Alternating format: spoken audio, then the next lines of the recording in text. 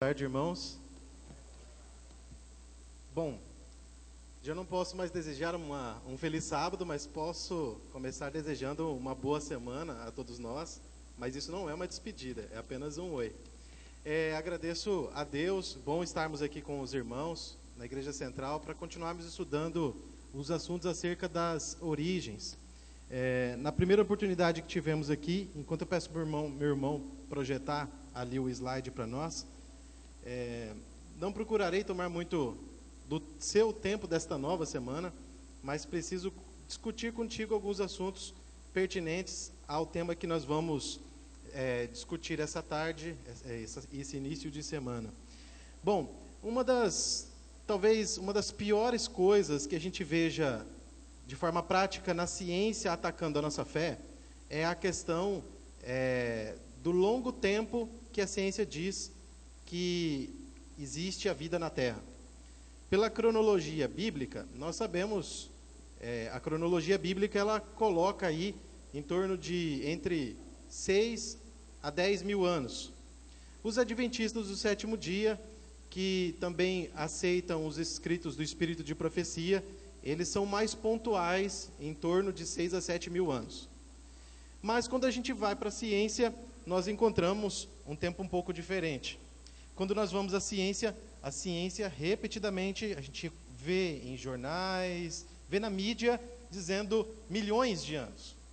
Então a gente olha para a ciência, vê aquilo dizendo, olha, tal animal viveu há tantos milhões de anos atrás, e aí a gente vai para a Bíblia e vê um tempo muito, muito, muito menor. Isso às vezes abala a fé de muitos jovens, isso abalou a minha fé, e isso continua abalando a fé de muitas pessoas. Por quê? Porque às vezes há a ideia errada que existe uma hierarquia dizendo assim, o que a ciência fala, a Bíblia tem que ser sujeitada a ela. Mas a gente precisa entender que, como eu disse no nosso primeiro encontro, existe a verdadeira ciência e existe a falsa ciência. A verdadeira ciência nunca vai trazer nenhuma descoberta contrária à palavra de Deus, porque Deus é o fundador, é o criador da ciência. A ciência é um instrumento para nós conhecermos Deus de uma outra face do que a Bíblia. Tanto a revelação geral, que é o que a ciência estuda, quanto a revelação especial, que é o que a teologia estuda, revelam o mesmo Deus criador, de aspectos e com características um pouco distintas, porque vêm por ângulos diferentes. A falsa ciência, ela vai trazer dados contrários àquilo que a revelação especial nos mostra. Mas a questão é, se existe uma hierarquia aí, a revelação de Deus, a revelação especial, a Santa Bíblia, ela está acima da ciência. O que a ciência não trouxer comprovando este livro, o que deve ser questionado não é este livro, é a ciência que trouxe esses resultados. Mas hoje, no mundo pós-moderno, a mente secularizada inverteu os papéis. Então, se a ciência mostra uma coisa diferente, as pessoas passam a questionar a Bíblia e não o método científico utilizado. Porque entender de ciência não é uma coisa tão simples assim. E tanto é que nessa questão dos milhões de anos, um dos grandes problemas está justamente nisso aqui. Datação radiométrica. Se você entender o método com que se baseia a datação radiométrica, você começa a ver que a Bíblia parece ter mais razão do que a ciência que traz a ideia de milhões de anos. Quando a gente estuda o método da datação radiométrica, nós conseguimos entender um pouquinho como é que eles conseguem chegar nos milhões de anos. O que é datação radiométrica? Datação radiométrica é o cálculo da idade absoluta de uma rocha, de um fóssil. Então, eles utilizam o método datação radiométrica para descobrir qual é a idade absoluta daquele material. Bom, como é que eles fazem isso? Como é que esse método faz isso? Ele se utiliza de isótopos radioativos que são liberados conforme o passar do tempo. Então, esses elementos que compõem esse material, se eu quero datar uma rocha, se eu quero datar uma árvore petrificada, tudo que eu quiser datar, eu vou tirar elementos radioativos dali e ver, dentro desses elementos, o decaimento dele. Ou seja, quanto tempo ele demora para o seu núcleo se desintegrar, procurando um outro equilíbrio, liberando radioisótopos. Com base nessa velocidade de desintegração, que é chamada decaimento, é que eu consigo calcular, estimar, quanto tempo ele demora para cair a metade dele. Quando eu digo que um elemento caiu pela metade, eu estou analisando a sua meia-vida. E para a gente entender um pouquinho, só a questão conceitual mesmo, o que é uma meia-vida? É um tempo necessário para desintegrar a metade da massa desse isótopo que está no elemento.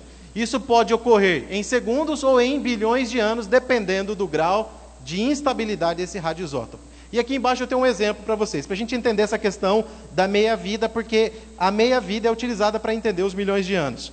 Bom, se nós tivéssemos 100 quilos de um material qualquer, 100 quilos desse material, e a meia-vida desse material fosse de 100 anos, depois de 100 anos, eu teria metade do volume inicial, 50 quilos. Certo? Então, se eu tenho 100 quilos, passou 100 anos, é a meia-vida, eu teria metade disso. Se, respondam para mim agora, depois de 100 anos, quanto eu teria desse valor aqui? É metade. 20 e depois de 100 anos? Vocês entenderam a ideia? Essa é a ideia da meia-vida. Quanto que ele faz para perder metade do que ele tem. Então, ele iria caindo de forma, assim, exponencial. Ok? Muito bem.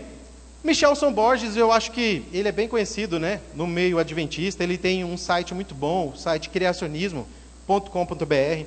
Quando eu cheguei para a igreja e comecei a estudar esses assuntos, os materiais dele me ajudaram bastante, né? E ele tem um livro bacana chamado A História da Vida.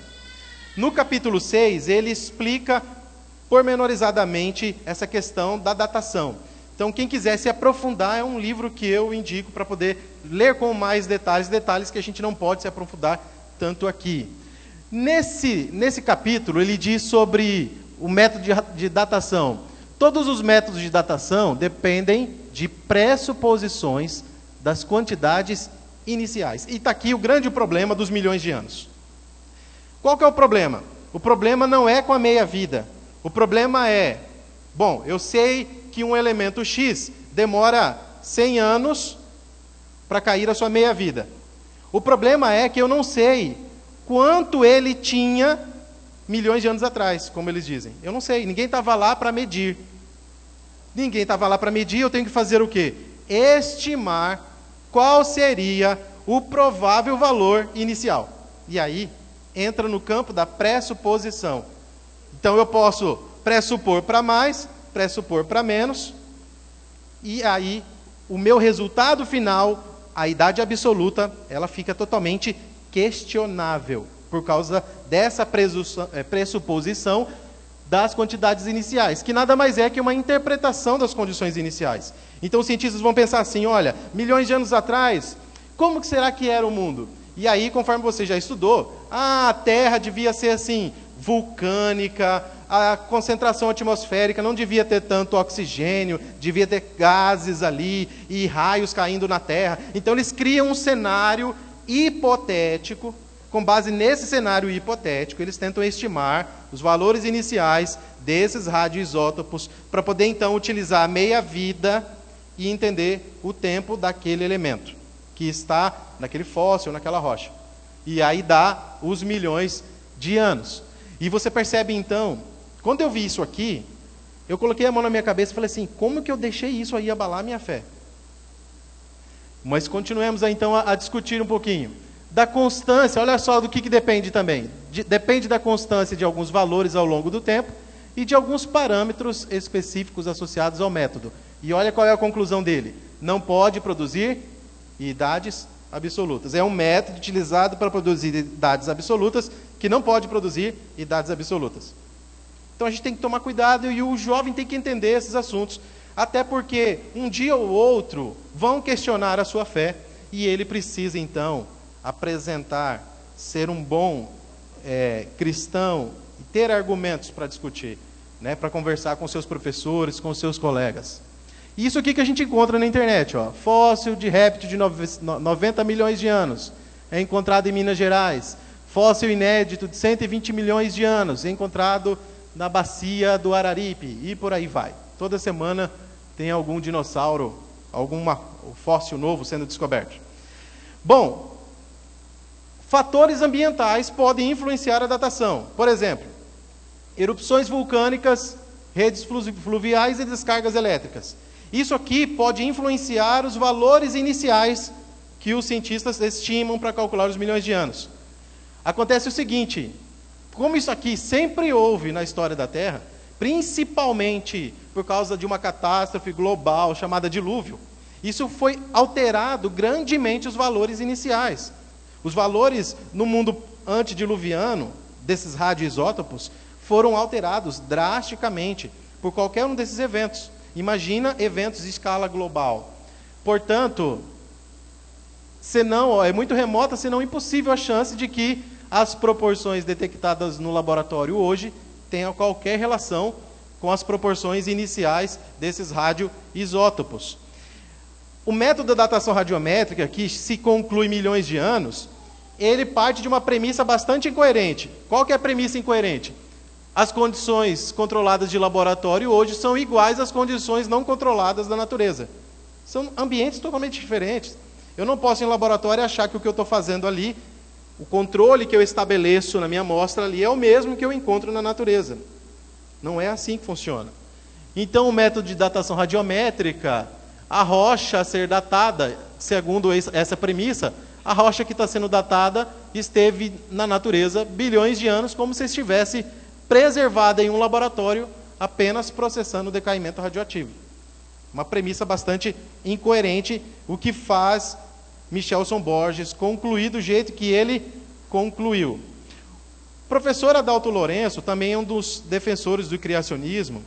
Ele não é adventista, mas ele também tem um livro interessante, chamado Como Tudo Começou. Ele diz assim, que o problema não é com a ciência ou com os aparelhos utilizados na datação. São aparelhos calibrados, bons. O problema é a estimativa do valor inicial do radioisótopo, que causa essas interpretações discrepantes. Quem gosta de estudar esses assuntos de criacionismo, quem já viu alguns documentários aí que nós temos, que é vendido pela casa publicadora, nos céus aqui, já ouviu falar ou já leu alguma coisa a respeito deste homem aqui. Este homem se chama Robert Gentry, ele é físico nuclear, ele é perito mundial em halos radioativos, são chamados de radiohalos. O que é um radiohalo? Aqui você está vendo dois, ó. Um radiohalo de polônio e um radiohalo de urânio. Muito bem. Radiohalos são o quê? São delineamentos microscópicos encontrados em minerais.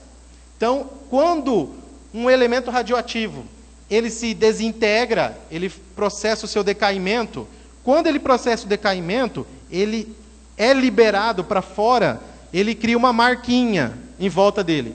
Essa marca microscópica, só vê com microscópio, às vezes eletrônico apenas. E aí, essa marca é chamada de halo radioativo, ou radiohalo. Esse cara, que nós vimos aqui, o Robert Gentry, é perito mundial nesses halos radiológicos microscópicos. Qual foi a descoberta dele? Ele estava estudando radiohalos de polônio 218 em granito. Então ele estava fazendo sua pesquisa. Esses granitos, de acordo com a cronologia evolucionista, eles teriam se formado entre 0,6 a 4,6 bilhões de anos.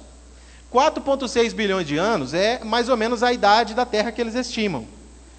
0,6 significa o seguinte, que de acordo com a cronologia evolucionista, os evolucionistas acreditam que esses granitos foram formados lá nos primeiros poucos anos da Terra. Eles acreditam assim. Qual que é o problema? O problema é que o polônio 218, ele tem uma meia-vida de 3 minutos. Então, depois de 3 minutos, perdeu metade. Depois de 3 minutos, mais metade. Então, em menos de 1 hora, desapareceu o polônio 218. E o outro detalhe, O polônio 218 só é preservado em temperaturas menores a 300 graus negativos. E o Dr. Gentry estava estudando esses radiohalos. A questão que as evidências levaram ele a concluir que os granitos tiveram que ser criados de forma rápida e a frio. E para esse pesquisador, o granito pré-cambriano teria sido criado por Deus no primeiro instante do primeiro dia da criação, em menos de 3 minutos, há cerca de 6.000 anos. Você tem artigos desse homem, com as suas conclusões publicadas em grandes periódicos científicos, e esses artigos nunca foram refutados até hoje. Ele publicou boa parte desses artigos na década de 60, de 70, e até hoje ninguém nunca refutou os seus estudos. E uma coisa interessante é um testemunho dele. Ele era evolucionista, depois da sua pesquisa científica ele se tornou criacionista e hoje ele é adventista do 7º dia. Frequenta uma das nossas igrejas nos Estados Unidos. Quem quiser saber um pouco mais sobre o que ele explica, sobre o seu trabalho, no YouTube tem um documentário chamado A Verdadeira Idade da Terra. Você pode assisti-lo lá. Muito bem. Um dos outros problemas é que, geralmente, eles dizem para nós que a vida na Terra tem cerca de 3,5 bilhões de anos. Nós olhamos para a Bíblia nos mostra a vida na Terra em torno de 6.000 anos. Por que 6.000 anos? Nós, quando lemos o Espírito de Profecia, de acordo com a cronologia bíblica, com o Espírito de Profecia, a gente vê Ellen White dizendo que até a cruz de Cristo, a criação já sofria as consequências do pecado em torno de 4.000 anos. Então, da cruz para cá, mais uns 2, a gente estima entre 6 e 7.000 anos, aproximadamente. Mas uma parte da ciência diz 3,5 bilhões de anos. De onde que eles tiraram isso? Eles pegam um fóssil que dizem ali ter uma bactéria e datam aquela bactéria e falam assim, essa bactéria tem 3,5 bilhões de anos, ela é o ser vivo mais antigo da Terra, portanto a vida na Terra surgiu há 3,5 bilhões de anos atrás. Aí, outros cientistas pegaram a mesma amostra e foram analisar com mais calma. O que eles descobriram? Esse risquinho que você está vendo aqui, meio desfocado, é onde eles achavam que era o espaço ocupado por uma bactéria que foi preservada. Então, eles dataram esse risquinho, viram 3,5 bilhões de anos, falou, essa é a idade da vida na Terra. Outros cientistas foram analisar o mesmo material, descobriram que o que tinha ali era rocha, não era fóssil de ser vivo. Eles estavam datando rocha, dizendo que aquilo era a idade de seres vivos. E estavam confundindo as coisas. Esse resultado foi publicado também em revista, reconhecida internacionalmente. Então, muito do que se diz que seres vivos na Terra têm tantos bilhões de anos, às vezes pode ser datação de rocha e não de fóssil orgânico. E vai mudar realmente. Por quê? Quando nós lemos o relato de Gênesis, nós percebemos que quando Deus chegou na Terra, não havia nada, tinha alguma coisa aqui. Deus criou novas coisas e aproveitou alguma coisa que tinha aqui meio informe para ter o que nós encontramos lá na Semana da Criação, que não é o que nós temos hoje, que já foi modificado bastante. Então, pode ser que alguma rocha pré-existente tenha permanecido até hoje, e isso é muito provável que vai dar bilhões, trilhões de anos. Mas a vida na Terra não tem todo esse tempo, não tem toda essa idade. Outro detalhe interessante que fica aguçando a nossa mente é se os seres humanos conviveram com os dinossauros. Nós assistimos aí, tem alguns filmes que saem, né? Eu sou da geração do primeiro Jurassic Park, né? Então, assim, quando eu assisti o primeiro Jurassic Park, eu queria ser paleontólogo, né? Ir lá, fazer escavação, né? Então, eu sempre gostei muito desses assuntos. Mas hoje, a ciência, ela não prova que o ser humano conviveu com o dinossauro. A ciência também não prova que houveram os gigantes que a Bíblia menciona. Então nós temos que tomar muito cuidado com isso, porque às vezes na angústia de defender a nossa fé, a gente recebe uma mensagem via celular, via e-mail, que é uma mentira, e a gente compartilha para todo mundo sem verificar a fonte dela. E aí nós estamos mais atrapalhando do que ajudando. Então vamos tomar muito cuidado, principalmente no WhatsApp da vida aí, né? Não compartilhar aquilo que você não verificou a veracidade antes. Então, será que os dinossauros conviveram? De acordo com a cronologia evolucionista, os seres humanos surgiram aqui no Quaternário, 200 milhões de anos separados dos dinossauros. Mas a Bíblia, com a sua cronologia, apresenta que o ser humano conviveu com o dinossauro. Nós temos um relato bíblico que parece que, sugere que é o relato de um dinossauro.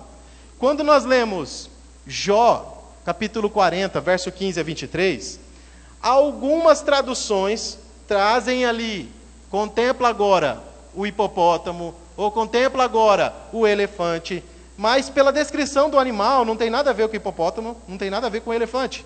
Olha a descrição do animal que é dada ali. Contempla agora, no original a palavra é Behemoth.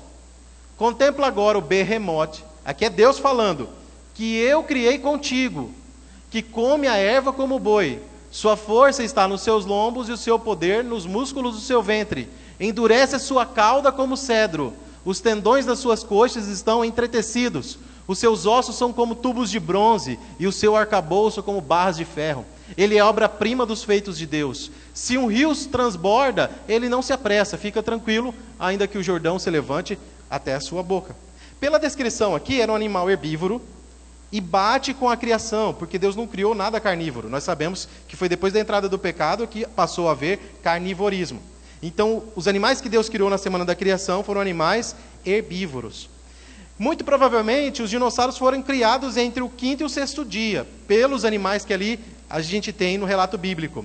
Aqui há a menção do animal, Deus chamando a atenção de Jó para o animal, falando assim, que eu criei contigo. Pode ser uma referência ao sexto dia da criação, que eu criei no mesmo dia que você.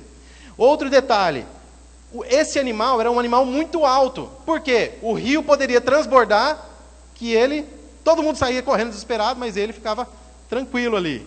Outro detalhe, a cauda dele era uma cauda que endurecia como cedro.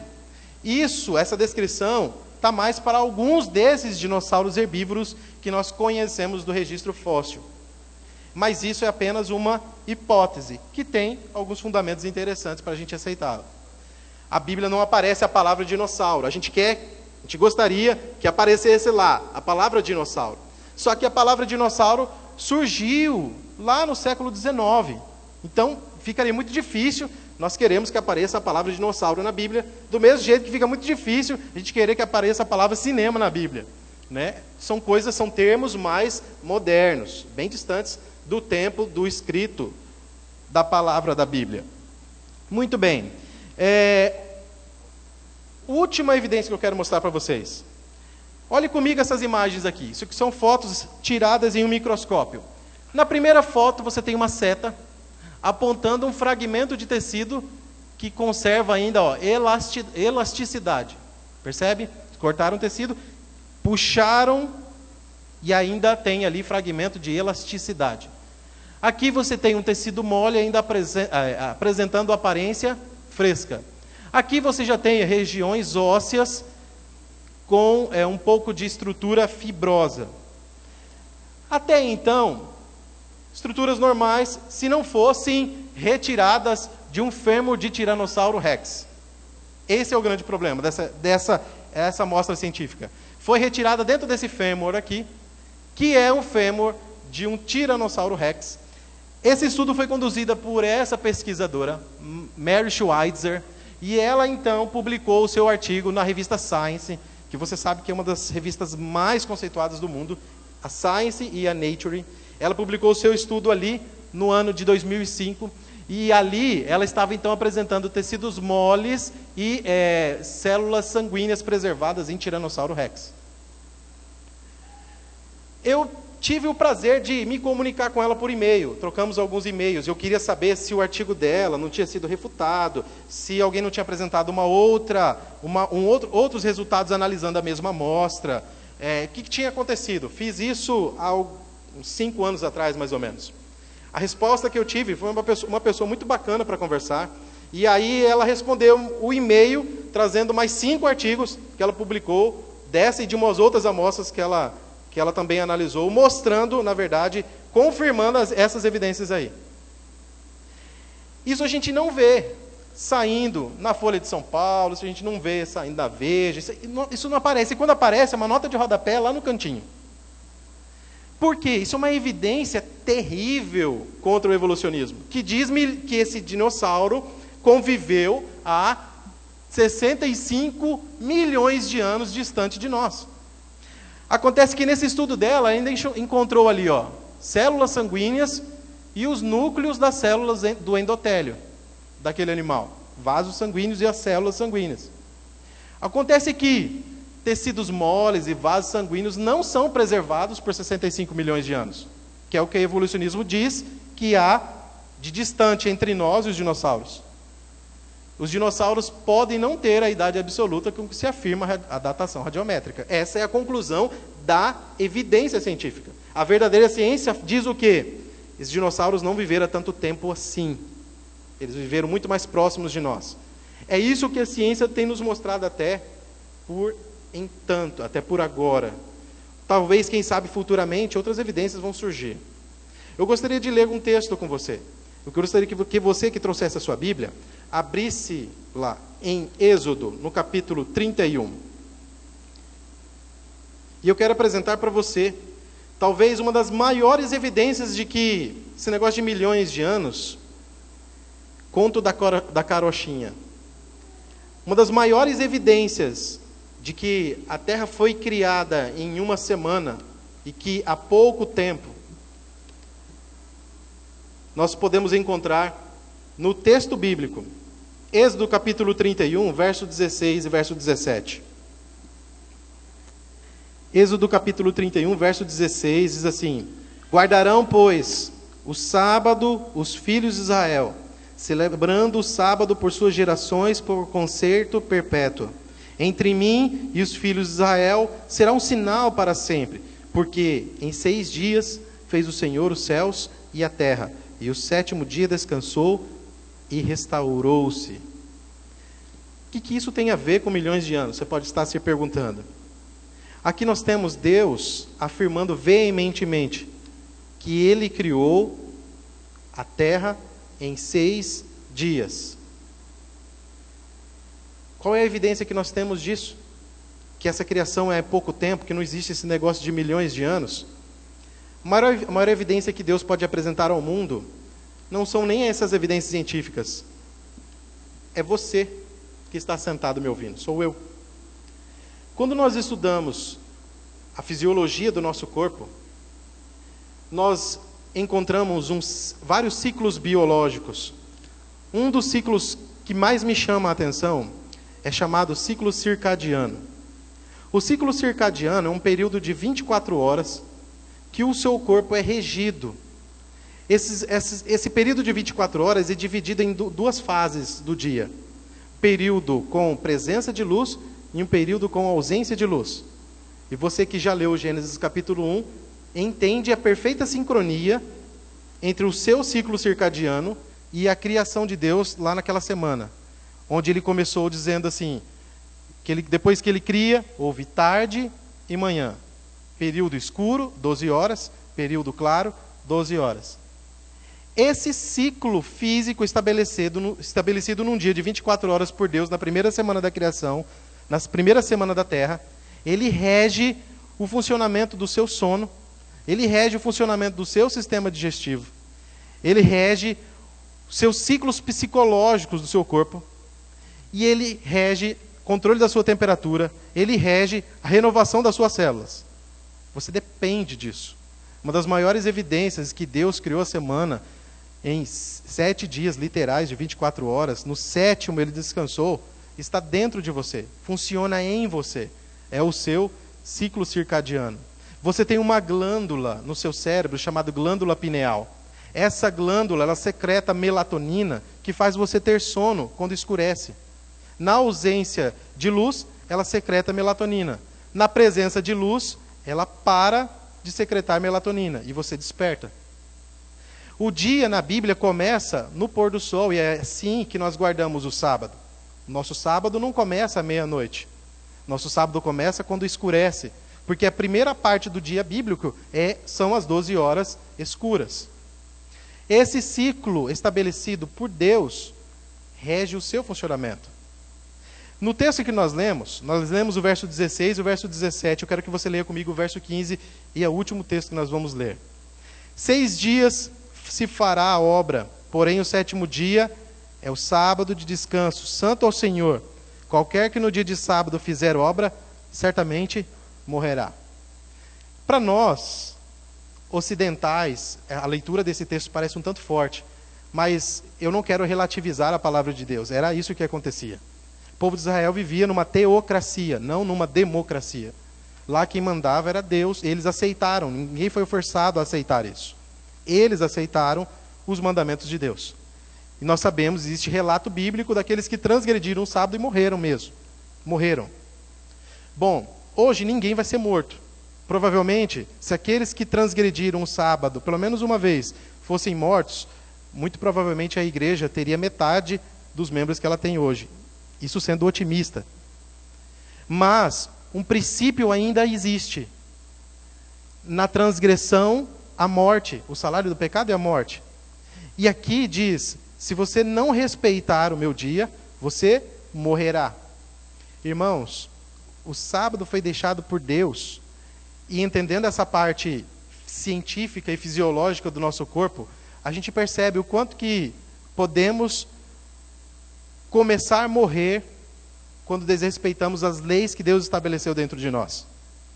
A coisa fica muito mais séria quando eu vou para o espírito de profecia. No espírito de profecia, principalmente no livro Conselhos sobre Regime Alimentar, Ellen White é muito clara em dizer para nós que a única lei que nós devemos obedecer não é só os 10 mandamentos. Existe uma lei fisiológica, uma lei que rege o seu e o meu organismo, e essa lei, ela foi estabelecida por Deus, o mesmo Deus que Deus deu os 10 mandamentos. A transgressão dessa lei fisiológica que rege o seu corpo é transgressão aos olhos de Deus no mesmo nível que a transgressão dos 10 mandamentos. Portanto, eu trocar a noite pelo dia, eu não respeitar o meu ciclo circadiano, eu não respeitar que Deus estabeleceu um ciclo septadiano, um ciclo onde eu preciso desenvolver as minhas atividades da semana em 6 ciclos circadianos e dar uma pausa em um ciclo circadiano de 24 horas completos. É para o meu bem, é para a minha saúde e é para a minha cura. Quando você dormir essa noite, saiba que você está dormindo porque Deus quer te curar. Quando você descansar no próximo sábado, saiba que você está descansando porque Deus quer te curar.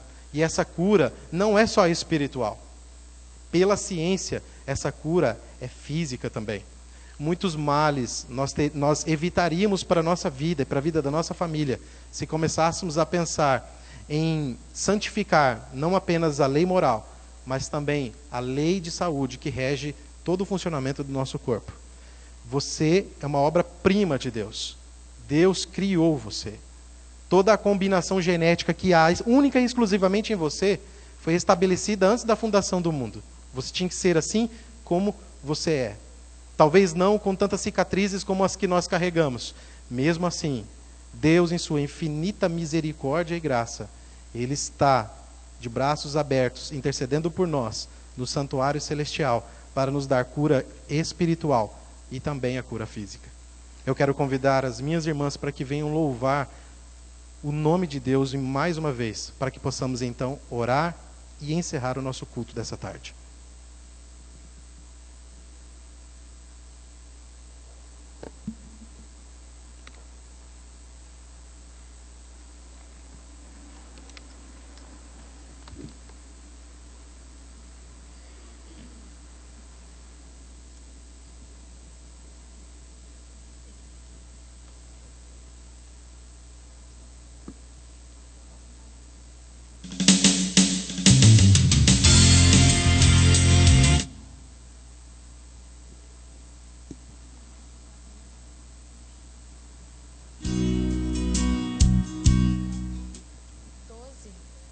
Doze ou do outro? Qual que ele precisa daquele?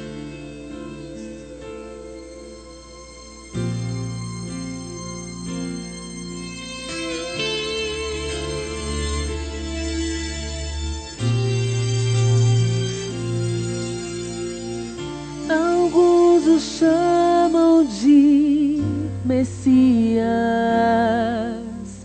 outros que procuram seus milagres explicar, dizendo que só foi um homem bom. Dizem que morreu e assim permaneceu, mas ressurgiu e vivo está. Ele vivo está.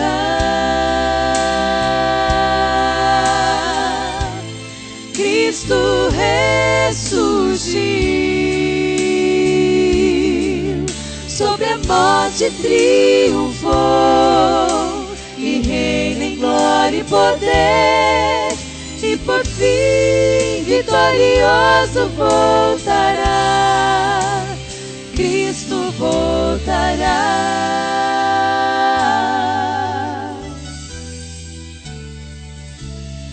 Sempre haverá no mundo descrentes falando contra Deus, vivendo sem razão,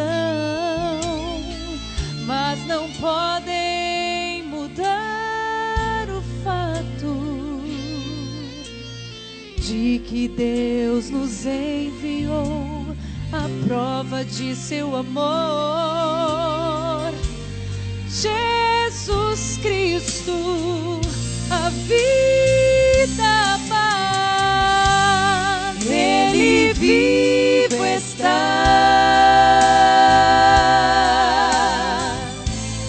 Cristo ressurgiu, sobre a morte triunfou e reina em glória e poder, e por fim vitorioso voltará. Cristo voltará. Glória, glória, aleluia. Glória, glória, aleluia. Glória, glória, aleluia.